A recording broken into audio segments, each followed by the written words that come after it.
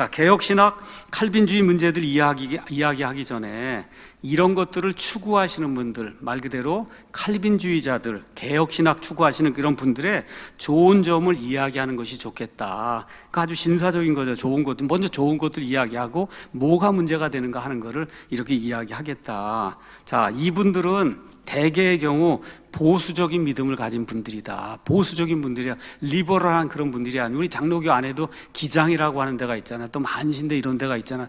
여기는 아주 리버럴한데요. 이건 아주 예외적인 거고, 그런 거 제외하고, 그리고 제외하고는 다 보수적인 그런 믿음을 가진 분들이다. 첫 번째, 이분들은 66권의 그 성경을 교리와 실행의 유일한 근거로 믿고 있어요. 그래서 개혁주의 전통을 가진 분들은 하나님의 말씀에 대한 경외심을 가지고 있어요.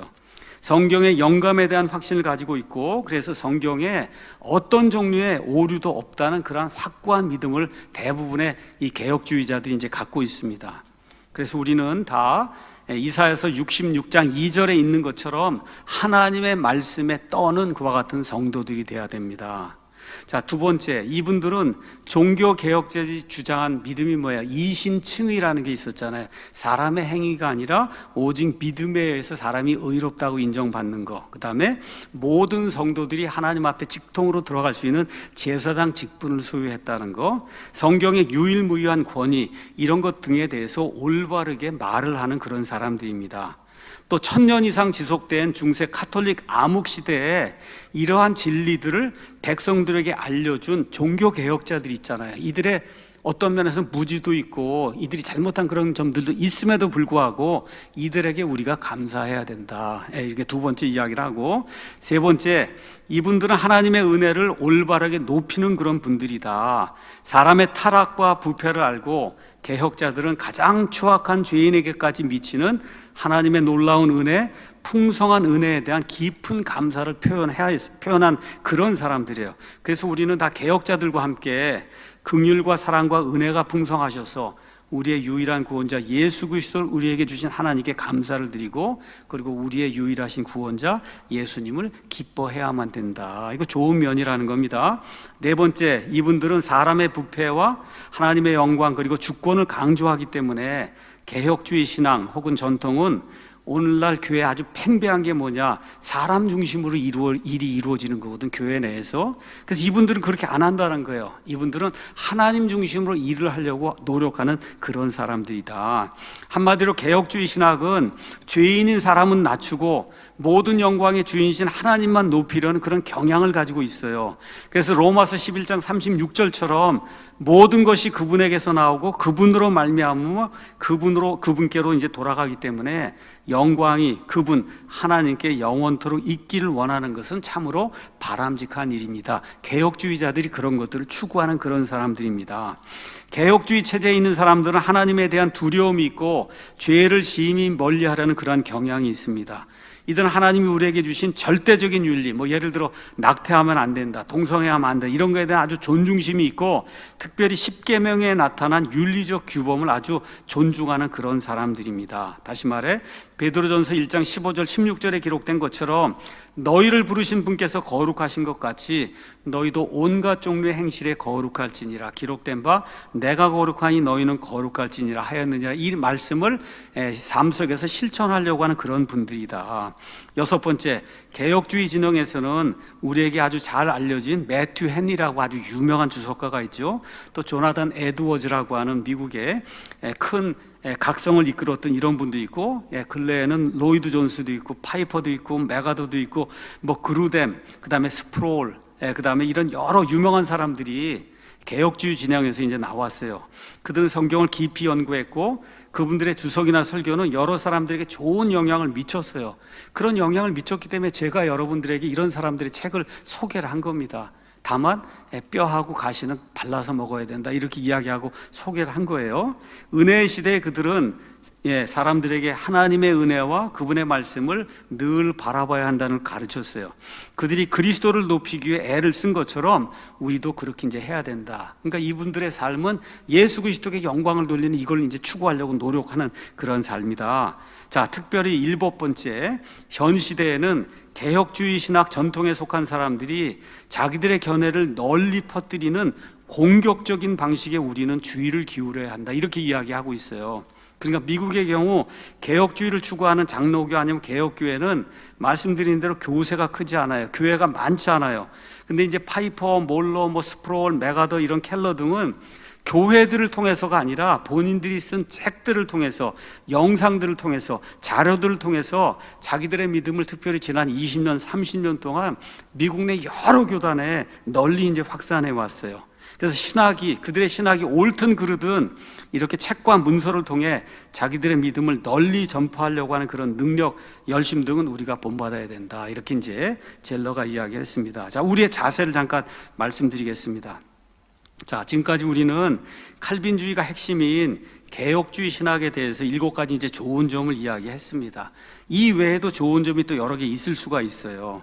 자, 그런데 이 모든 좋은 점에도 불구하고 저는 칼빈주의 개혁신학의 문제점, 우리 눈으로 볼 때 문제가 되는 거예요. 이거를 우리 교회 성도들에게, 목사이기 때문에 알려야 될 그런 필요가 있습니다. 자, 그런데 젤러가 뭐라고 이야기했냐, 이런 일을 하면서 우리는 결코 그들을 우리의 원수로 여기지 않고 그리스도 안에서 형제들로 여김을 분명히 밝혀둡니다. 젤러도 이야기한 거고 저도 이제 그렇게 똑같이 이야기하는 거예요. 그래서 지금부터 2-3달에 걸쳐 우리가 칼빈주의 바로 알기 이제 강해를 할 때마다 우리가 늘 이거를 기억해야 된다. 원수가 아니고 그리스도 안에서 구원받은 이와 같은 형제 자매로 우리가 그들 여기면서 이와 같은 말씀들을 전한다. 자, 그러면 범위는 뭐냐? 칼빈주의라고 하는 거는 칼빈의 모든 신학 체계를 이야기하는 건데 우리는 이번 강해를 통해서 그렇게 할 수가 없어요. 너무나 방대하기 때문에. 그래서 우린 좁은 의미의 칼빈주의에 대해서만 이야기할 거예요. 하나님의 예정, 주권, 하나님의 속성, 사람의 자유의지, 사람의 책임, 믿음은 뭔가, 다시 태어나는 건 뭔가, 예수님 피의 효력이 누구에게 미치는가, 구원의 안전보장, 이런 것 등 주로 사람의 구원과 관련된 이런 것들만 이제 다룰 거예요. 칼빈주의 핵심은 보통 칼빈주의 5대 강령으로 알려져 있습니다. 저 그림을 가서 보면 칼빈주의 5대 강령, 영어로는 튤립 이렇게 이제 되어 있는데, 전적인 타락, 무조건적인 선택, 제한 속죄, 저항할 수 없는 은혜, 성도의 교훈이 이렇게 이제 되어 있거든요. 이 5대 강령, 영어로 얘기하면 5 points of 이제 캘빈이즘 이렇게 되어 있는데, 이 5대 강령을 다 믿는 사람들을 보통 미국에서는 극단적 칼빈주의라고 얘기해요. 극단적 칼빈주의, 하이퍼 칼빈주의자다, 아니면 하이퍼 캘빈이즘이다, 이렇게 이야기해요. 이렇게 되니까 또 칼빈주의자들 가운데서 나는 3개만 믿는다, 나는 4개만 믿는다, 3포인트 캘빈이스트다, 4포인트 캘빈이스트다, 이렇게 이야기하는 사람들이 이제 또 나옵니다. 이런 사람들은 또 어떤 면에서 온건한 칼빈주의자, 합리적 칼빈주의자, 영어로는 마더릿 칼빈이스트다, 이제 그렇게 불리는 이런 경우도 있습니다. 자, 지금부터 우리는 논의를 하는데 핵심은 칼빈주의 5대 강령, 다시 말해 극단적 칼빈주의에 대한 거예요. 그래서 앞으로 우리가 이제 칼빈주의라고 이야기하면 극단적으로 칼빈주의 5대 강령을 신봉하는 이런 체제, 이거에 대한 이와 강해를 이제 우리가 할 걸로 이렇게 범위를 이제 좁힙니다. 마지막으로, 자, 그러면 문제가 뭐냐? 왜 이런 극단적이라고 하는 이런 표현이 나올 정도로 이런 문제가 이제 발생하냐? 균형이 깨진다는 겁니다. 균형. 자, 그래서 대다수 사람들의 약점이 뭐냐 하면 하나님의 진리를 아는데 많은 경우 한쪽으로 치우친다는 거예요. 이렇게 균형이 깨진다는 거예요. 특히 어떤 데서 많은 사람들이 이제 실수하느냐, 하나님의 진리를 사람들이 만들어 놓은 신학 체제로 얽어매는 데서 거기서 균형이 깨지는 거예요. 어떤 구절을 읽고 해석할 때 그 문맥에 따라 그 구절이 말하는 데를 그대로 이해해서 믿는 게 아니라 다른 사람이 알려진 신학 체제, 아니면 자기가 원하는 그런 신학 체제로 그 체제를 그 구절 안으로 밀어 넣는 거예요. 이렇게 해서 성경을 해석하고 믿는 일이 생기면은, 그러면 평생도록 공부를 해도 여기에서 벗어날 수가 없어요. 이 불균형에서. 그래서 칼빈주의 5대 강령은 한마디로 사람들이 만들어 놓은 신학 체제, 또 어떤 사람들이 이야기하는 것처럼 철학입니다. 철학 체제예요. 어떤 사람이 여기 이제 5가지 강령이 있는데, 첫 번째 강령, 즉 사람의 전적인 타락이라는 이 강령에 이제 붙들려 갖고 이 칼빈주의자들이 이제 주장을 따르기 시작하면 필연적으로 거의 자동으로 나머지 4개를 따를 수밖에 없어요. 그런 일이 생깁니다. 제가 이제 여러분에게 이제 보여드리겠지만 첫 번째까지 딱 빠지면 그 다음에 5가지가 줄줄줄줄 그냥 체인처럼 이렇게 달려 있는 거예요. 그러니까 첫 번째 강령을 믿으면 거의 백발백중 나머지를 다 믿을 수밖에 없어요. 왜 그러냐? 하나가 깨지면 이 시스템 자체가 붕괴가 되는 거예요. 하나가 빼지면 나머지가 다 붕괴가 되게 돼 있어요. 하나가 깨지면. 그렇기 때문에 첫 번째 거든 뭐 세 번째 거는 하나 믿기 시작하면 여기 전체를 다 올인할 수밖에 없는 이런 구조로 이제 돼 있다. 하나님의 은혜에 힘입어서 우리는 사람들의 말이나 신학이 아니라 성경이 기록된 대로 하나님의 말씀을 따르기를 원합니다. 그래서 이제부터 우리는 이런 예들을 이제 보게 될 거예요. 다시 한번 부탁의 말씀을 드려요. 제 말을 믿지 말고 제가 하는 그 말이 성경하고 비교해서 맞으면 성경을 믿기 바랍니다. 성경을. 칼빈주의 논쟁은 지난 450년 동안 역사적으로 교회 안에서 꾸준히 이어져 내려왔기 때문에 제가 뭐 2달, 3달 이렇게 설명한다고 해서 이 문제에 종지부를 찍을 수 있을까요? 없을까요? 찍을 수 없어요. 저같이 연약한 사람이 어떻게 뭐 2-3달 뭐 이렇게 강의를 한다 그래서 이 문제에 종지부를 찍을 수 있고 불가능한 이야기입니다. 다만 내게 맡겨진 성도들에게 최선을 다해 성경이 이렇게 이야기한다고 성경의 교리를 가르치는 것이 목사의 책무이기 때문에 또 교회 안에서 내부에서 외부에서 문제가 발생하기 때문에 이거를 해결해야 되겠다 이런 생각으로 우리 교회 성도들 중심으로 해서 이 말씀을 들으라고 이 말씀을 이제 전달하는 겁니다. 또 이거는 결코 논쟁하려고 이렇게 이제 하는 것도 아니에요. 어느 누구든지 본인이 믿고 싶은 대로 믿을 자유가 있기 때문에 그냥 본인이 믿고 싶은 대로 해석해서 믿으면 돼요. 뭐 논쟁하거나 할 필요가 이제 없는 겁니다. 다만 마지막으로 우리는 진리를 위하는 일만 하는 성경 신자들이다. 고린도후서 13장 8절에 우리는 진리를 대적하는 어떤 일도 할 수 없고 오직 진리를 위해서만 할 수 있다. 여러분 맞습니까?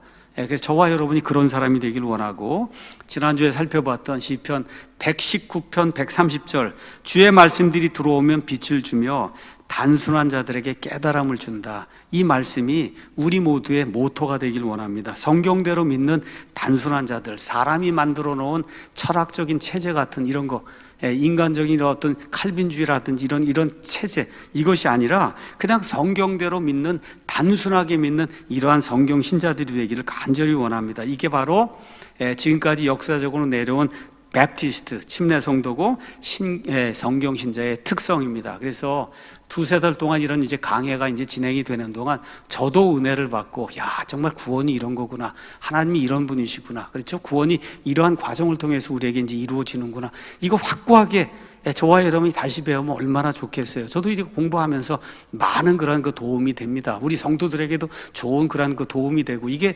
변증하는 거잖아요. 변증은 남들에게 가서 내가 이렇게 믿는 거를 이렇게 밝히 알려줄 수 있는 거잖아요. 이런 것을 할 수 있는 성숙한 그런 그리스도인이 되기 위해서 이와 같은 강해도 목사가 해야 될 그런 필요가 있다. 그래서 이런저런 여러 가지 이유들을 고려해서 앞으로 2-3달 동안 칼빈주의 바로 알기란 이런 그 제목을 가지고 여러분들에게 말씀을 전달하겠습니다. 여기까지 하겠습니다.